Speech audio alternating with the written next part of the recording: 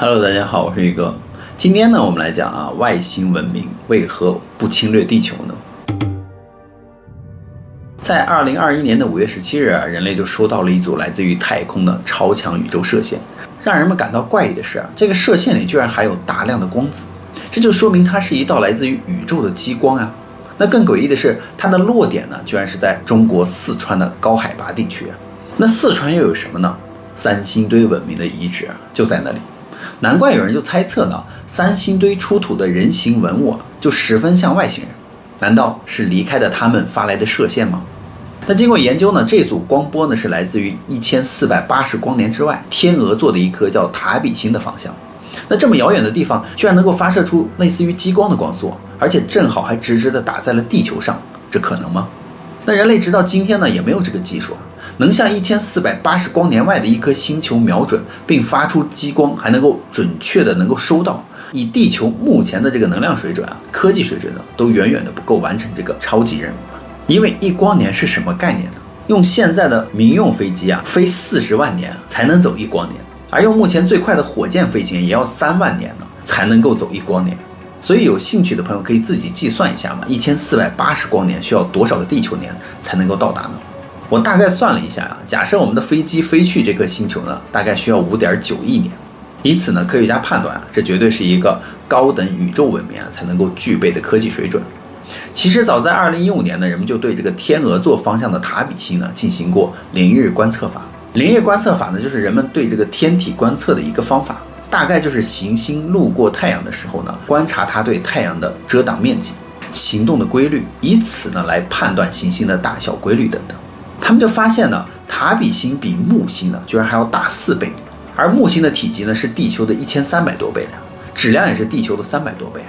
那一颗比木星还要大4倍的行星，正常情况下一定会发光的。但是根据宇宙的天体规律呢，行星只要比木星大一点就会发光，变成恒星了。可是这颗星球这么大，居然没有发光，这就很让人感觉到奇怪于是呢，大家就判断它绝对不是一颗自然的球体，十分符合高等文明外星人在一颗星球的外层包裹了什么，所以它的光芒呢，绝对是被遮挡住了。如果包裹了什么东西，这是真的的话，那这个外星文明的科技的高度呢，已经是地球遥不可及的一个高度了。而外星人不侵略地球的原因呢，应该就像是我们不会去抢劫蚂蚁窝里的食物是一样的感觉，更不会故意去杀死一只蚂蚁嘛。因为在外星人的眼里呢，地球当时弱爆了，人类呢也肯定弱爆了。如果宇宙文明分为7个等级呢，那地球呢居然连1级都达不到。因为美国曾经就有一个很有名的外星人劫持事件呢，在飞行器坠毁在美国的51区的时候，人们捕获了一位幸存的外星人。他就说呢，他来自一个叫做统领地的外星文明星球。他既然能够从几百光年之外来到地球，就证明他们的科技呢比地球是高出很多的嘛。那他们和我们文明之间的差距到底有多大呢？一个天体物理学家以及地外文明探索的专家卡尔达肖夫就说呢，宇宙呢是没有边界的，根本就不知道有多少颗星球。像这样浩瀚的宇宙中呢，如果只有地球一个文明是根本不合理的嘛。如果有其他文明存在，而地球是第一个文明，也是不合理的。所以他就认为，无论是什么样的外星人呢，人形的、非人形的，什么液态、气态的、固态的，甚至是没有形态的精神体都可以，他们都需要同样一种东西，那就是维持文明的一种能量嘛。所以他就以能量是文明存在生命体的关键来判断了。而且随着文明的不断发展，它的消耗能量呢必然是越来越多的。那使用能量最多的呢，代表文明的程度就更多嘛。比如说我们城市的耗能呢，一定就比农村的那种或者是原始部落的耗能要大得多嘛。那么根据一个文明每秒钟消耗的能量，或者是它产出的能量，可以用一个公式算出的数值，所以这个数值就被命名为卡尔达肖夫指数了。那根据卡尔达肖夫指数呢，就可以把宇宙文明分为7个等级，从0级开始到7级结束。那我们的地球现在是处于什么阶段呢？那人类科技呢，是否现在特别的牛呢？我们将全世界所有的总能耗换算成每秒的生产的能量值，再乘以10的13次方，然后把这个数值呢带到这个卡尔达肖夫的公式里，就可以算出地球的卡尔达肖夫指数是0.7到0.8之间。也就是说，我们目前人类的文明指数呢，连1级都没有达到，这是一个残酷的事实因为地球现在目前还处于零级文明的阶段。零级宇宙文明呢，卡尔达肖夫就说呢，使用的能源呢，主要是以本星球上原有的化石能源，比如石油、煤矿、天然气。所以经过计算呢，如果持续的使用这种低级能源的话，还需要200年呢，人类才能够达到1级文明。那1级文明的特点呢，便是全面的开始使用核能了，与我们目前使用的这种核能是有区别的。因为我们目前所使用的核能主要都是核裂胶产生的能量，效率很低，还会有大量的污染。那什么样的核能才是顺应文明发展的呢？首先他就说我们需要认识到自身的渺小。以地球来说呢，目前的火箭是最快的速度了，却只能把火箭推到每秒15公里，那已经是我们人类的极限了。而且火箭上搭载的燃料呢，数量有限，仅仅燃烧了几十分钟就没了。那剩下的呢，居然全靠惯性，这就注定它根本就飞不了很远嘛。所以宇宙文明分为7个等级，人类文明呢，目前是处于0级。在宇宙的程度来看呢，人类文明还只是一个刚刚诞生的婴儿而已。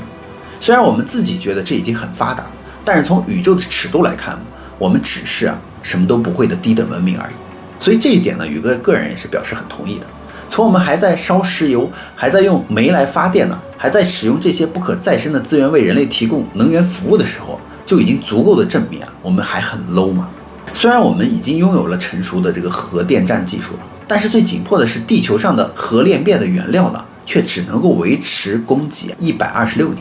那前面我们就说了200年后人类才有可能到达1级文明所以我们总不能够在文明升级之前就没有可利用的能源了吧？所以人类必须在毁灭之前找到新的可代替能源才可以那有人就会说了，那我们飞离太阳系寻找新的文明和星球来生存，不可以吗？但是飞离太阳系又谈何容易呢？因为距离人类最近、适合人类居住的星球也有4光年。所以4光年是什么概念呢？就算是用我们最快的火箭，也要飞3万年的时间。那以我们目前所使用的能源和寿命，要跑出太阳系简直就是天方夜谭嘛。所以连外星球的球还没看见呢，我们的人就没了，燃料呢也早就烧完了。显然呢，文明发展升级通过核裂变是没有希望的，但是核聚变呢是有可能的。这是2个完全不一样的实验。因为太阳呢是核聚变的结果，已经燃烧了46亿年呢，而且还能够持续的再燃烧40多亿年。所以对我们人类来说呢，这是一个无限的能源。但是问题就来了我们人类还没有完全的掌握不消耗地球资源就直接使用太阳能的办法。以我们目前对太阳能的使用呢，还只是停留在硅板传导这个太阳能的一个阶段。但是核聚变的材料氨在宇宙中是很多的，那偏偏呢在地球上却十分的稀少。去年的美国一个实验室已经成功的实验出了可控核聚变，这已经是人类能源进步的革命的一大步了。当然了，目前只是实验阶段还无法立刻使用。如果人类能够在50年内将它实用化的话，地球呢将直接进入1级宇宙文明。因为有了这个对于人类来说的永恒能源呢，其他的能源形式也就不需要了。比如说石油、煤炭、风力发电、水力发电、太阳能等的都已经不是很重要了。因此地球上以石油出口为支柱产业的国家呢，届时就会十分的紧张。因为人类的历史上有很多伟大的发现、发明呢，居然都被扼杀在资本的驱动之下。核聚变这个技术的发展，有可能会让获得这个技术的国家呢，一夜之间领先其他国家几十年甚至上百年。因此呢，谁率先拥有了使用不完的能源，谁就会首先进入1级文明。那进入1级文明之后呢，谁还能打得过它呢？那进入1级文明之后呢，就会有2大变化，人类的寿命将会很长。无论是通过基因改造工程呢，还是去除生命中的不良杂质的基因，还是 AI 呢，都有永恒动力去大肆的发展。所以人类的很多疾病届时将会消失。还有就是飞船呢，可以飞得更远了。因为拥有永恒动力的人类的飞船呢，自然就可以把飞机呢飞到太阳系的任何角落了。它也可以把人类送到任何的行星里面。而未来实现人类和 AI 同时存在的世界将会到来，也就是人机结合的一个时代。那如果人类能够初步实现能源自由的话呢，人类不死的时代呢也将会到来。那2级文明又称为恒星文明。1级文明发展到10万到100万年之后呢，就会进入2级文明了。那2级文明也叫做恒星文明。当人类到达2级文明的时候呢，核物质呢已经消耗殆尽了，因为原料呢终究还是有上限的嘛。如果真的到达了2级文明呢，他们所使用的主要能源呢，将是从它所在的星系的恒星来获得。地球的恒星呢，也就是太阳，英国有位物理学家呢，他曾经就设想过一个用壳子呢将太阳包起来，而这个壳子呢就可以为这个2级文明的星球提供更多的能源，人们叫它戴森球。但偏偏我们的太空望远镜也曾经拍摄到过某一天的一个圆形的球体有黑点呢同时移动到了太阳的一角，然后对着太阳伸出了一条黑黑的长长的手臂，大约停动了几分钟之后呢消失了。而科学家最后分析呢，这也许就是宇宙高等文明呢在向太阳获取能量。前文我们就提到过塔比星诡异的凌日现象嘛，明明塔比星比木星大4倍，却不会发光，有没有可能它就是被一个类似于戴森球的壳子给包裹住了呢？所以才不会发射出巨大的光芒呢？那2级文明在发展几千万年之后呢，就会到3级文明。3级文明呢又叫做星系文明，相对于2级文明呢，只会用一颗恒星的能源，而3级文明的能源需求就会越来越大。需要使用整个星系里所有恒星的能量才能够支撑。对地球人来说银河系里有1100多颗恒星，那大部分呢都要用来作为人类的能源才可以。所以在3级宇宙文明的关键技术呢，是代表着反重力技术。而3级宇宙文明刚出现的时候呢，会有一个标志性的技术，那就是反重力。顾名思义，反重力技术就是不受地球磁场引力的影响的一种技术。也就是一个物体能够产生足够动力对抗地球的磁场的方式存在并运动，而这种运动呢是可以被观测到的，就是反重力技术。那这个技术简单来说呢，就是火箭如果拥有了反重力系统呢，就不需要点火可以飞离地球，而是直接开启系统呢，就直接可以离开了。而汽车拥有了反重力系统呢，汽车的马路呢就可以直接设置在空中了，因为车这个概念呢只会出现在古文献当中。而反重力的技术被使用之后呢，人类的飞船离开地球的速度将是瞬间的，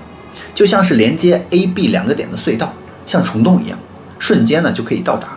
爱因斯坦就提出了折叠时间和空间而形成虫洞的设想，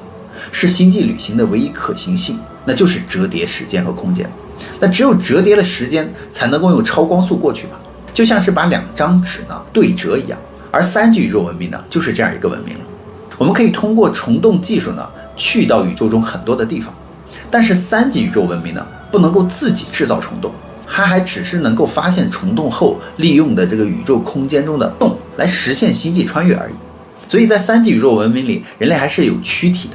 这个躯体的永生是不可能的，但半永生呢，还是有希望的。因为基因技术的高度发达嘛，在一代一代科学家的努力之下呢，只留下基因里好的部分，来去掉不好的部分嘛。这就像是现在的转基因植物嘛，因为转基因植物不会遭虫咬，那基因改造后的人类也是一样的，几乎不会生病。但是每个人的长相呢也会趋于一样，因为人类呢会将这个肉身呢使用到极限的，比如说机械、仿生、半机械半肉体的人呢会同时存在的。不过呢，这一切都需要非常强大的能量叠加才能够实现。当太阳系里的恒星的能量已经无法满足我们的时候呢，我们将会进入4级宇宙文明。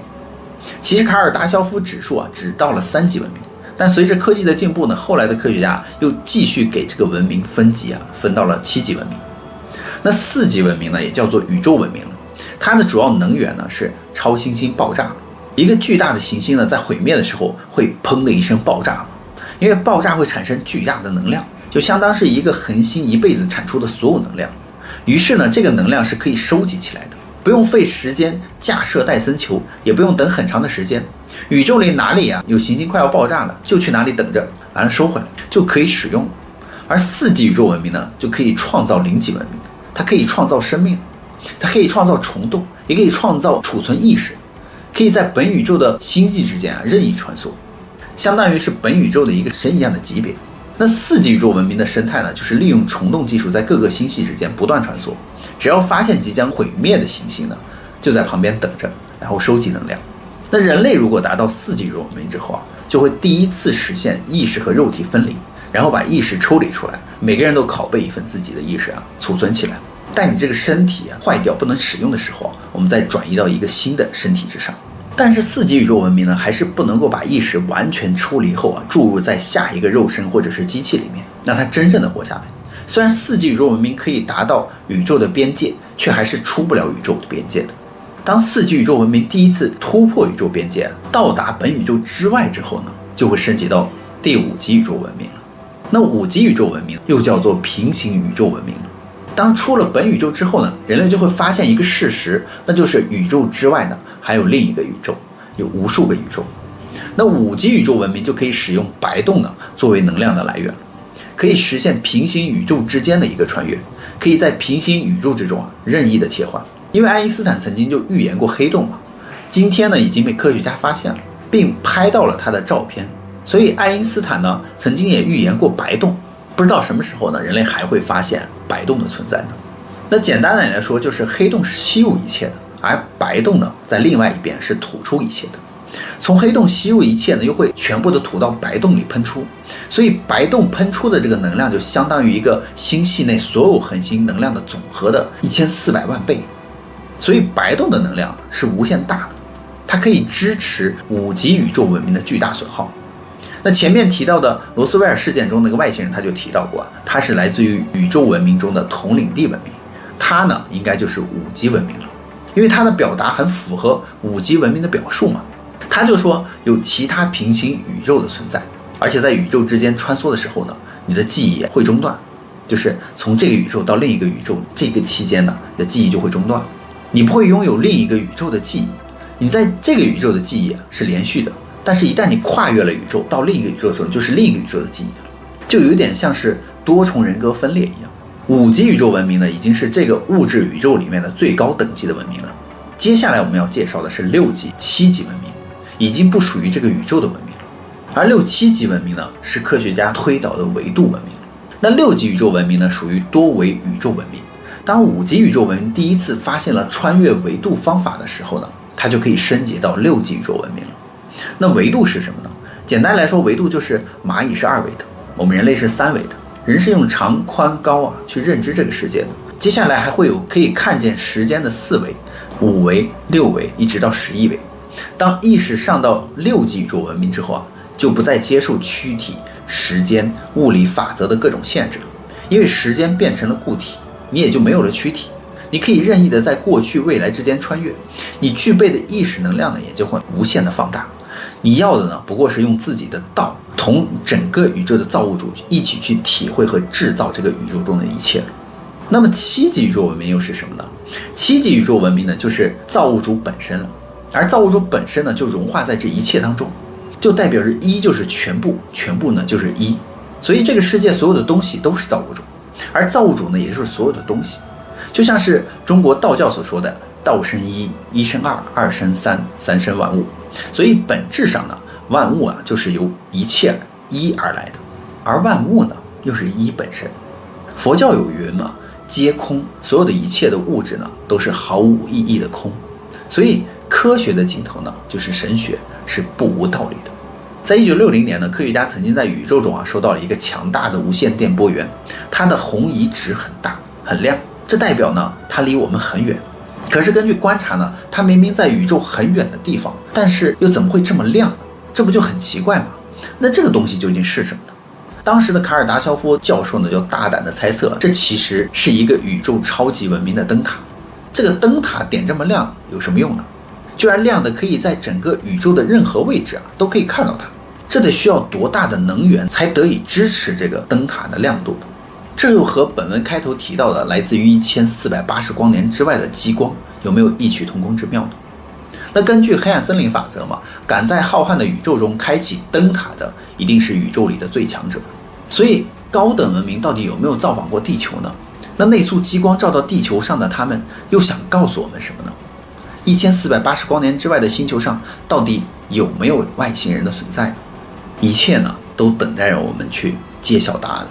最近呢，英国的《镜报》透露发现了 BLC-1的一颗星球呢向地球发来了窄带信号，窄带信号的频率呢就是智慧生物所发出的。而且他们还说呢，这个发现外星文明信号的消息呢将会在11月来公布，让我们期待一下吧。那么好了，故事呢宇哥也就讲完了，别忘了订阅关注宇哥的频道，看后续更多精彩内容哦。